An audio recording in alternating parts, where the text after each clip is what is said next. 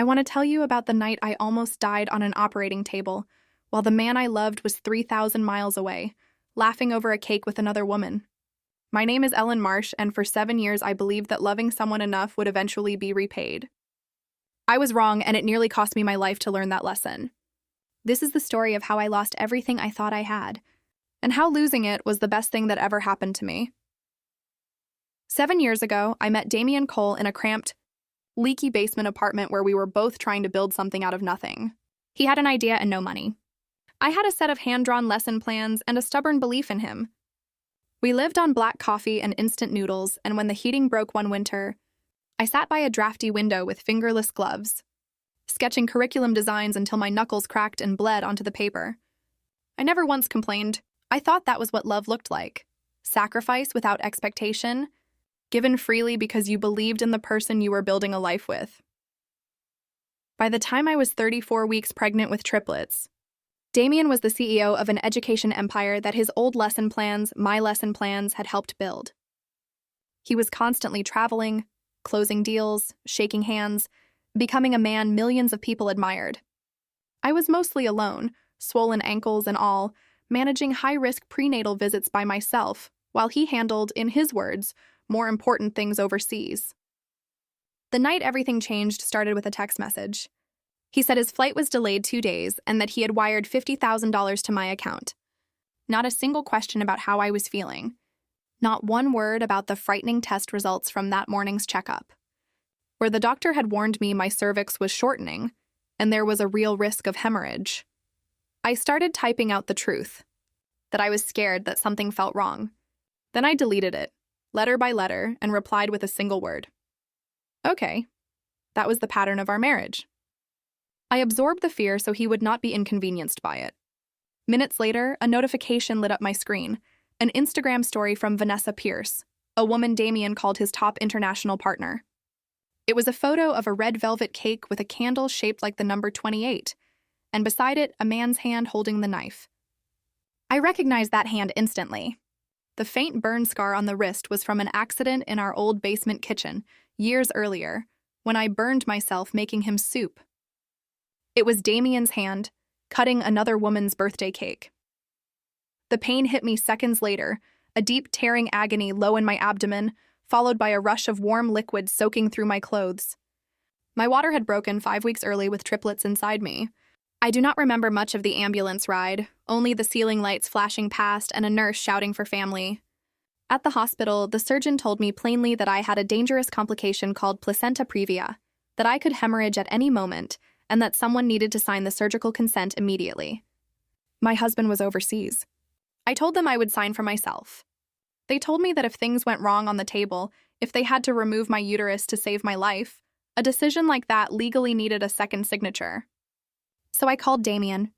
It rang and then disconnected. I called again. Nothing. Across the ocean. In a glittering private room at a Michelin-starred restaurant in London, Damian's assistant Marcus burst through the door with a phone in hand, interrupting the toast Damian was giving in Vanessa's honor. Marcus told him plainly that my water had broken, that the delivery was critical, and that the hospital needed his authorization right away. Vanessa, cake knife still in her hand, reminded Damian that investors were arriving any minute and that the merger they had worked toward for 6 months was on the line. Damian looked at the phone. He looked at Vanessa. Then he told Marcus to have the hospital use the highest standard of care, told him to send legal to draft an emergency proxy form, and went back to his dinner. 17 missed calls sat unanswered on his phone that night. Not one returned. Not even a text. On the operating table, my blood pressure was crashing. I remember the surgeon shouting my name, telling me to stay awake, to think about my babies. In that final blurry moment before the anesthesia pulled me under completely, I did not think about Damian at the party. I thought about what would happen to my 3 children if I did not wake up. My mother-in-law would be too old to raise them. Damian only knew how to throw money at problems. I realized with a clarity that felt almost peaceful that I could not die for a man who would not even answer his phone. Something inside me, some old rope that had held our marriage together, simply snapped. I woke up in intensive care 2 days later, having lost over 2.5 liters of blood. The nurses told me they almost could not save me. My 3 babies were stable in incubators down the hall. When I was moved to a private room, it was filled with imported floral arrangements Damien had ordered his assistant to send, expensive and utterly hollow. His only message, sent hours after I nearly died, thanked me for enduring a hard time and told me he had hired a specialist to pick the babies' names. There was still no explanation for the silence, no apology, nothing but arrangements and money, the same currency he always used instead of presents. I discharged myself against medical advice 3 days after major surgery. Every movement tore at my incision, but my mind had never felt clearer. I packed my things into a canvas bag, called my old college friend Victoria, one of the sharpest marital asset attorneys in the state, and moved myself and my newborns into a private facility under my own name. Paid for with money from a small education consulting account Damien did not even know I still had. When Damien finally landed and found our closets empty, he called me, still trying to sound like the calm authority he had always been. I told him I knew about the apartment he had bought for Vanessa. I told him the court's asset freeze order would hit his corporate accounts by morning. Then I hung up. What followed was the unraveling of everything Damien thought he owned. I had spent months quietly gathering evidence. Watermarked copies of the original curriculum I designed 7 years earlier, records of hundreds of thousands of dollars funneled to Vanessa's personal accounts, and proof of an offshore trust he opened during my first pregnancy. The same week I suffered a miscarriage alone in an operating room while he was finalizing that very transfer overseas.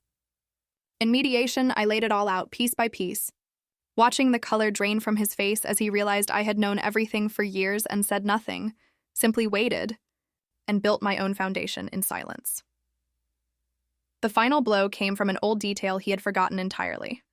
3 months before his company was even incorporated, I had registered the copyright to the entire curriculum system under my own name, with a clause stating the free license expired the moment divorce proceedings began. Without that curriculum, his company's entire online platform collapsed. His mother, who once adored him blindly, went through an old storage box and found my original hand-drawn lesson plans, stained with my own blood from that freezing winter years earlier. She read him my private journal entries, one after another, documenting years of missed calls, lonely hospital visits, and a miscarriage he never even knew the full truth about.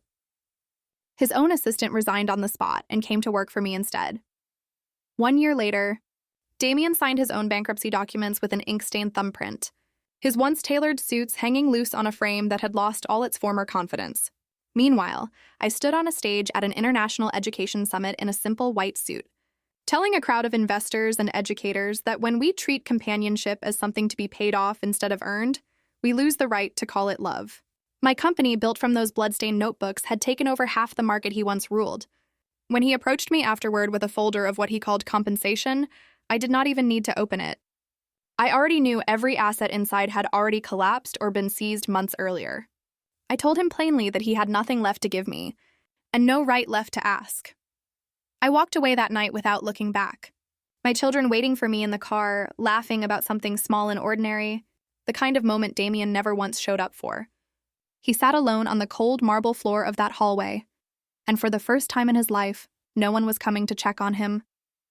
Some people only understand what they had once it is standing in a courtroom, or a boardroom, or a hallway, refusing to turn around one last time. If this story moved you, hit that subscribe button and join us for more real stories of betrayal, strength, and the moment everything finally changes. You will not want to miss what we share next.